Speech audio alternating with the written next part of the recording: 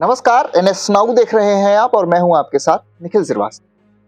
क्या आप भी सोचते हैं कि जैसे एमएलए का चुनाव हम करते हैं उसी तरह से एमएलसी का भी चुनाव करते होंगे, लेकिन ऐसा नहीं है। तो फिर मन में ये ख्याल आता है कि जब हम एमएलसी का चुनाव नहीं करते हैं तो एमएलसी का चुनाव आखिर करता कौन है, कौन एमएलसी को चुनकर विधान परिषद में भेजता है। तो चलिए आज इसे पूरी तरह से क्लियर करते हैं, बिल्कुल आपकी भाषा में। सबसे पहले बात करते हैं कि आखिर एमएलसी होते क्या है। तो एमएलसी मतलब होता है member of legislative council, Hindi में कहें तो विधान परिषद के सदस्य। अब भारत के हर राज्य में विधान परिषद नहीं होती, ये सिर्फ कुछ राज्य में होती है, जैसे कि उत्तर प्रदेश, बिहार, महाराष्ट्र, कर्नाटक, आंध्र प्रदेश और तेलंगाना। मतलब इन राज्यों में दो सदन होते हैं, एक विधानसभा जहां एमएलए होते हैं और दूसरा विधान परिषद जहां पर एमएलसी होते हैं। अब सवाल यह है कि आखिर एमएलसी चुनाव होता कैसे है। तो एमएलए का जो चुनाव होता है वो हम सभी जानते हैं कि सीधे जनता द्वारा किया जाता है, लेकिन एमएलसी का चुनाव इनडायरेक्ट होता है।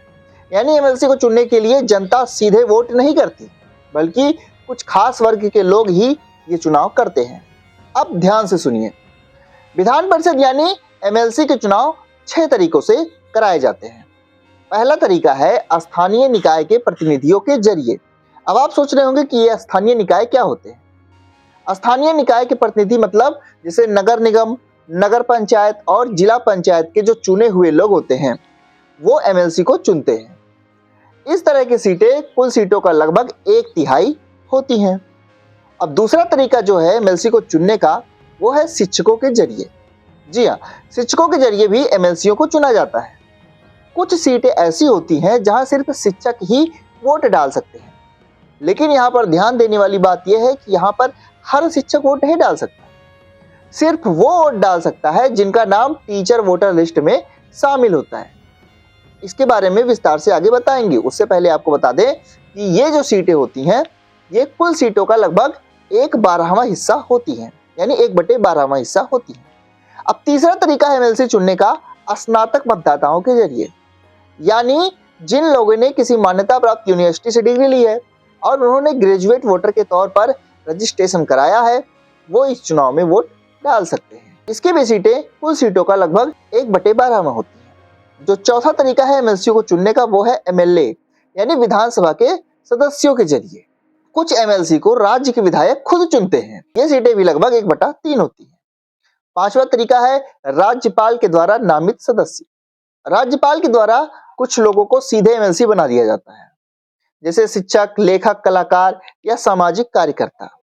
राज्यपाल के पास ये अधिकार होता है। छठवां तरीका जो होता है वो होता है कि कुछ सदस्य ऐसे होते हैं जिन्हें विधानसभा ही चुन देती है, इनकी संख्या बहुत कम होती है। और अब सबसे अहम सवाल कि इन चुनावों में वोट कौन डाल सकता है। तो जैसा कि आपने अभी जाना कि एमएलसी चुनाव में आम जनता वोट नहीं करती, बल्कि शिक्षक, स्नातक लोग यानी ग्रेजुएट्स, स्थानीय निकायों के चुने हुए प्रतिनिधि, विधायक, एमएलए, ये सभी एमएलसी चुनाव में वोट डालते हैं। तो अगर आप शिक्षक हैं या स्नातक हैं तो आप एमएलसी चुनाव के लिए रजिस्ट्रेशन करा सकते हैं और वोट डालने का हक पा सकते हैं। अब बात करते हैं कि आखिर एमएलसी की भूमिका क्या होती है, उसका कार्य क्या होता है।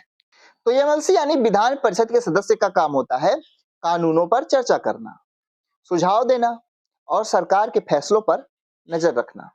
जैसे केंद्र में राज्यसभा होती है वैसे ही राज्य में विधान परिषद होती है। हालांकि एमएलसी के पास उतनी ताकत नहीं होती है जितनी एमएलए के पास होती है, लेकिन फिर भी वे लोकतंत्र का एक जरूरी हिस्सा होते हैं।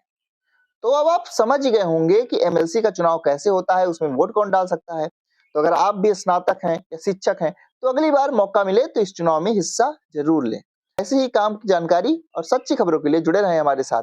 वीडियो अच्छा लगा हो तो इसे लाइक शेयर जरूर करें और चैनल को सब्सक्राइब करना ना भूलें। नमस्कार।